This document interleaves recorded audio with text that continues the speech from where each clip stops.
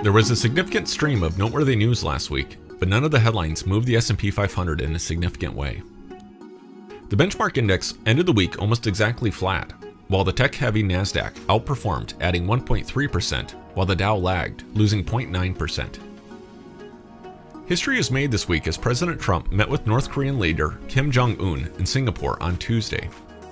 This was the first ever meeting between an American president and North Korean leader. In the end, the two leaders signed a joint statement that affirmed North Korea's firm and unwavering commitment to complete denuclearization of the Korean Peninsula.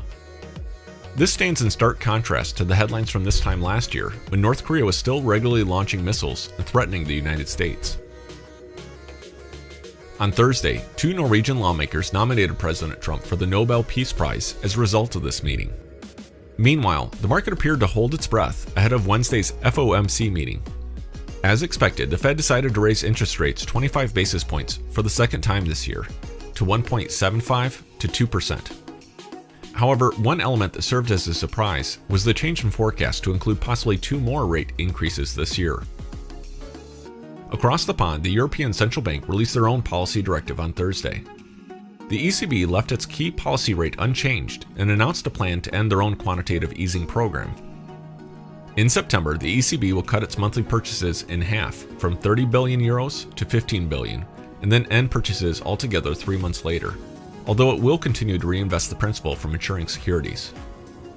Furthermore, Mario Draghi, the ECB president, said there would not be any increase in the ECB's key lending rate, which is currently at 0%, at least through the summer of 2019.